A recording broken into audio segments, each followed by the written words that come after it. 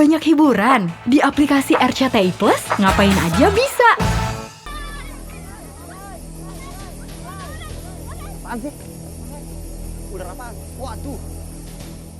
Letak perkampungan yang memang tidak begitu.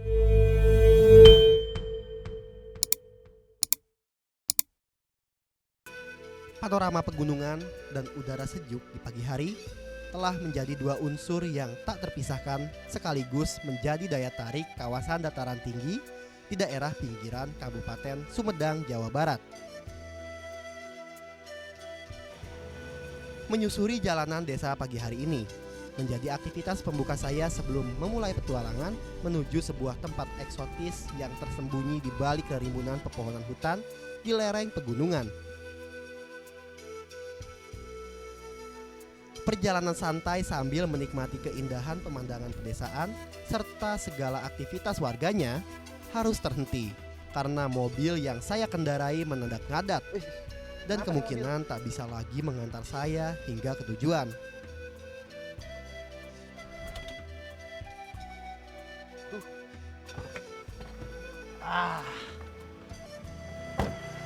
Aduh, ada aja nih. Daerah apa ini ya? Perjalanan masih jauh. Mobil mati lagi, dadak mogok. Mungkin radiator ini harus diperiksa dulu.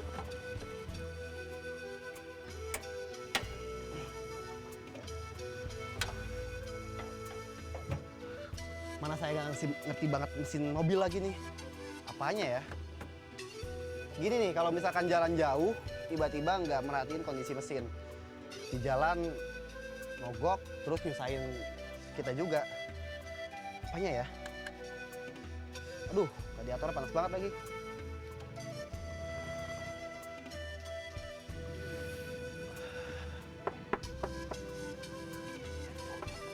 Dari mana, Pak? Dari kebun. Oh, bikin dari kayu ya? Dari kayu. Mogok, aduh, masih jauh lagi saya jalan. Sini di mana ya bengkel? Oh, sini jauh bener. Sejauh ya? Aduh, udah sore lagi ya. Gimana ya saya ya? Ke rumah aja tuh dulu. Gak apa-apa, ke rumah. Enggak apa. Bener nih, Pak? Iya, enggak apa-apa aja. Masa udah sore nih, Pak? Saya ngeri juga nih. Ini daerah apa namanya, Pak? Ya, ini daerah Kampung Cipaku ini, Jeruk Cinulang. Gitu. Yaudah deh. Ini saya simpan di sini aman, Pak. Aman. Sementara ya, Pak ya. Ya. Sampai saya bisa nemu bengkel besok ya, Pak ya. Ya, mampir aja dulu. Boleh mampir dulu ya, Pak ya? Boleh, boleh. Waduh, Bapak baik banget sih, Pak. Ntar saya ngambil Iya, iya. kunci dulu, Pak.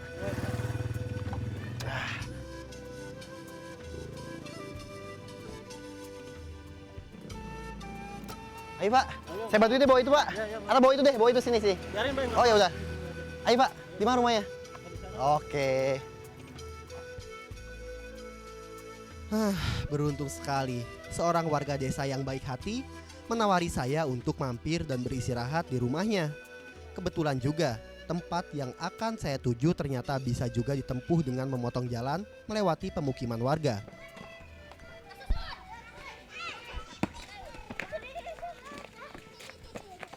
Waduh, nyaman ya, tenang di sini. Wah, ini siapa nih? Oh, ini anak angkat saya. Oh, anak angkat, Pak. Waduh, Pak. Ini ngomong-ngomong banyak juga nih, Pak, kayunya, Pak. Lumayan saya tiap hari nyari. Oh, gitu kegiatan emang Ya, emang nyari kayu, sehari-hari Pak? Saya aja nggak ada kerjaan lagi. Nyari kayu. cari kayu. Iya. Ini biasanya kayu ini untuk di pakai sendiri untuk Ya masak. dipakai ya Hah? separuhnya dijual gitu. Oh, Ya, dijual pada juga. banyak, iya. Biasanya jual berapa, Pak? Apa namanya itu Ditanggung seikat? gitu, setanggung. Seikat 20.000 ya. 15. Kayu kering tentunya kan. Ya, yang kering. Ya. Hati-hati, Kang, kakinya. Boleh nggak saya nyobain? Boleh nih. Pakai kampak mana nih? Kampak ini sama aja lah ya. Ini sama. Waduh, saya nyobain deh. Ini diinjak gini ya? Iya. Mas kena kaki. Sambil menikmati suasana kampung, saya mencoba membantu pencari kayu yang baik hati dan telah menawari saya untuk mampir di rumahnya ini. Membelah kayu bakar. Ya, hitung-hitung olahraga atau pemanasan mungkin. Sebelum saya melanjutkan perjalanan ke dalam hutan.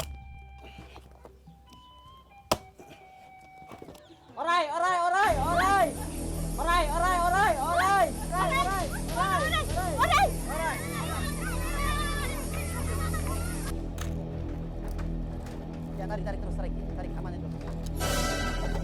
Awas gigit. Galak soalnya.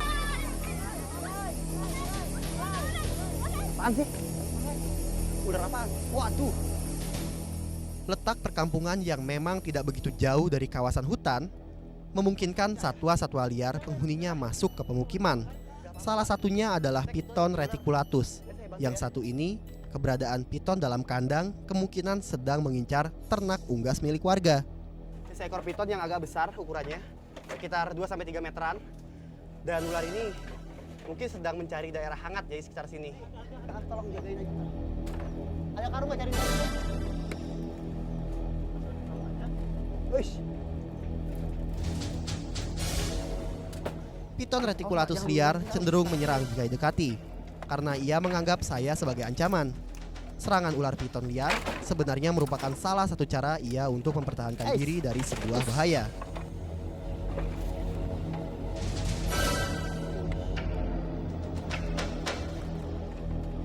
Tolong dong tarik ini dong. Tarik lagi. Tolong, tolong.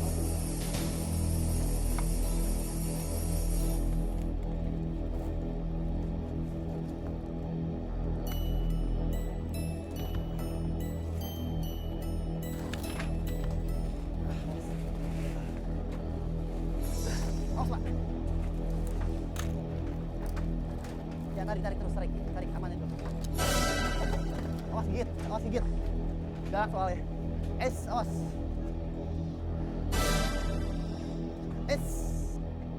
Perlu kehati-hatian untuk menangkap seekor ular liar berukuran lumayan besar karena piton memiliki otot tubuh cukup kuat untuk melumpuhkan lawan atau mangsanya. Belum lagi gigi-gigi tajam piton yang tersusun rapi bak kail akan sangat berbahaya jika sampai tidak bisa menghindarinya.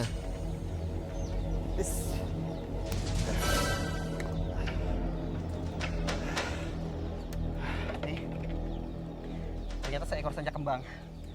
Sanca ini memang sering masuk ke daerah perkampungan untuk mencari tempat yang hangat dan tentunya untuk berburu seperti ayam atau ternak lain milik warga di sekitar sini. Saya akan memindahkan ular ini ke tempat lain. Pak, ini kita karungin aja ya Pak ya. Tolong ini dilepasin dulu.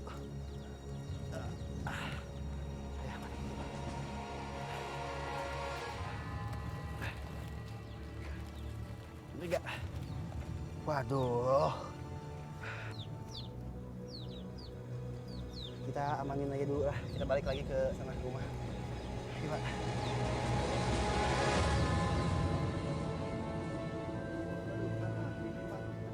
Sepertinya tidak mungkin melanjutkan perjalanan menuju Curug Cinulang. Hari yang beranjak sore membuat saya harus berpikir ulang. Peralatan yang sangat terbatas dan kondisi trek yang belum terlalu saya kenal mengharuskan saya untuk bermalam. Nah pemirsa, kayaknya malam ini saya akan bermalam di rumah Bapak nih. Dan besok akan diantar ke Curug Cinulang bersama dengan anak-anaknya Bapak ya Pak ya. Pak, kalau nggak salah Curug Cinulang itu punya lagu Pak? Iya. Tahu nggak Pak? Di Curug Cinulang, bulan bintang narembongan. Itu ya Pak ya? Meski sederhana, namun saya sangat menikmati istirahat malam di rumah seorang warga kampung.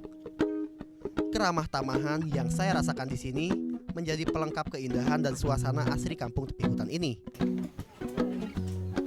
Wah, udah pagi nih.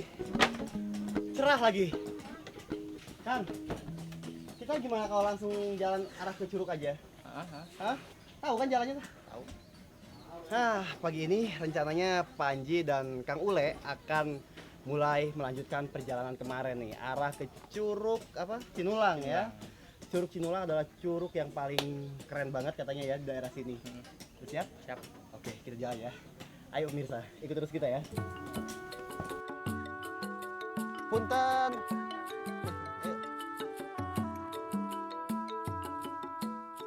Hampir seluruh warga penghuni kampung pinggiran hutan sangat bergantung pada keberadaan hutan itu sendiri. Kayu kering menjadi salah satu barang yang paling dibutuhkan untuk menjadi kayu bakar. Kang, dari mana Kang? Nyari kayu. Wah, nyari kayu di daerah sekitar sini. Ya, buat masak. Waduh, dari mana sih kayunya? Dari atas hutan nyari. Le, kalah jengking, Le. Aduh. Kang, jangan main gebuk aja, Kang. Kena orang jadinya, kan. Itu kan kita nggak tahu binatang apa, Kang. Jangan, nggak usah dimatiin karena ini nggak mungkin bahaya kalau misalkan dia nggak merasa terancam. Aduh, itu masih tahu masih ada. Tar dulu, coba saya tangkap ya. Para pencari kayu bakar ini sebenarnya menghadapi tantangan atau resiko besar selama beraktivitas di dalam hutan. Tidak sedikit pula resiko yang mereka hadapi cukup fatal dan ancaman nyawa. Seperti tergigit ular berbisa contohnya. Kalajengking ini hidup di daerah dataran tinggi. Biasanya dia menyukai daerah-daerah lembab dengan suhu dingin. Nah, lihat ini. Ini adalah sengatnya ya yang ada di ujung ekornya ini. Berbentuk seperti jarum yang melengkung ke arah atas. Lalu ada bulu-bulu halus juga. Nah, bulu-bulu halus yang ada di sekitar tubuh kalajengking ini adalah sensornya. Jadi untuk dia bisa menerima getaran yang berasal dari tanah, yang berasal dari mangsanya tentunya, dia menggunakan rambut-rambut yang ada di sekitar tubuhnya ini. Lihat, kalajengking ini memiliki capit, 2 capit yang besar. Capit ini berguna untuk memotong mangsanya. Mangsa kalajengking ini juga adalah serangga lainnya seperti belalang, kecoa, seperti itu. Oke, ini kayunya, Kang. Ya, Kang, saya bantu lagi, Kang. Kang Ule, bantuin. Tuh, 2, 3. Oke. Hati-hati ya, Kang ya. Makasih ya. Ha-ha. Tanya Kang, aduh. Ya. Ya. Nah, ini dia nih. Kuya batok. Atau biasa disebut kura-kura badut. Kura-kura ini merupakan kura-kura terlangka. Pesona hutan hujan tropis menyambut kami. Begitu menyusuri jalan setapak menuju lokasi Curug Cinulang. Hutan yang ada di sini sangatlah terjaga dan bisa jadi jarang tersentuh manusia. Hal tersebut terlihat dari rapatnya vegetasi dan tumbuhan hingga membuat hutan sangat teduh. Wah, ini pohon gede banget ya. Usianya ratusan tahun kayaknya nih, Kang. Hah?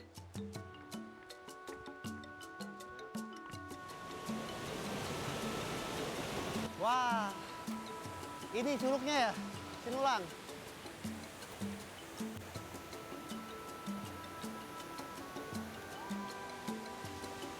Di belakang saya ini adalah curug yang tingginya sekitar 70 meter. Dan Curug Cinulang ini merupakan curug yang terindah di sekitar daerah, apa ini Kang namanya dah? Oh, daerah Cinulang ya. Tidak salah pilihan saya berkunjung kemari. Pemandangan air terjun dengan panorama dinding-dinding batu di belakangnya serasa menghipnotis 2 mata saya. Kondisi alam dan hutan di sekitar air terjun masih sangat terjaga dan menambah asri pemandangan di sini.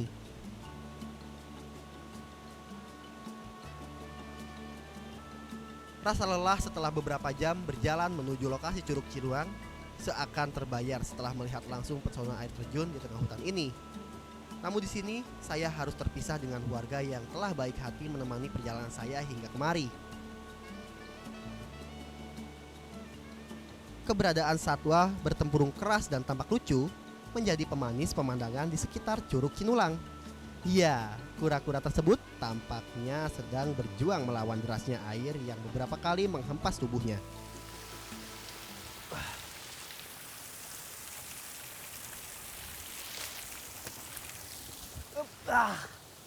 Nah, ini dia nih.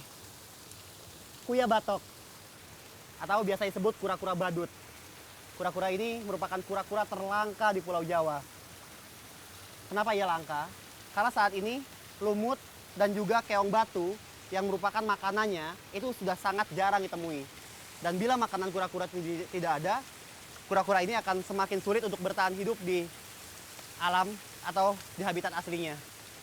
Lihat ini, ia memiliki cakar yang sangat tajam. Cakar ini berguna untuk mengambil atau mencakar lumut-lumut yang merupakan makanan kesukaannya. Selain untuk mencakar lumut, kura-kura ini menggunakan kukunya ini juga untuk membuat lubang. Karena ia menggunakan pasir untuk bertelur. Nah, walaupun kecil, kura-kura yang satu ini sudah mampu berkembang biak. Dan jenis kelamin yang satu ini kemungkinan adalah kura-kura jantan. Terlihat dari ekornya yang agak besar. Lihat, kura-kura juga memiliki ekor kecil seperti ini. Nah, kayak gini. Kalau masih kecil, kerapasnya ini berwarna merah terang. Dan bagian pinggir kerapasnya ini ini berwarna putih.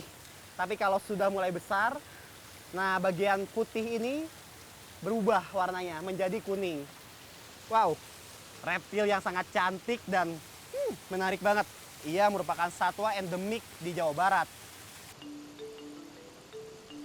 Kura-kura batok hidup di lahan basah, di lingkungan sungai besar atau kecil, rawa-rawa, dan bahkan sawah. Satwa yang satu ini bersifat omnivora. Kura-kura menyukai bahan nabati sebagai makanannya, namun ia juga memangsa ikan dan udang. Ular ini memakan ular lainnya.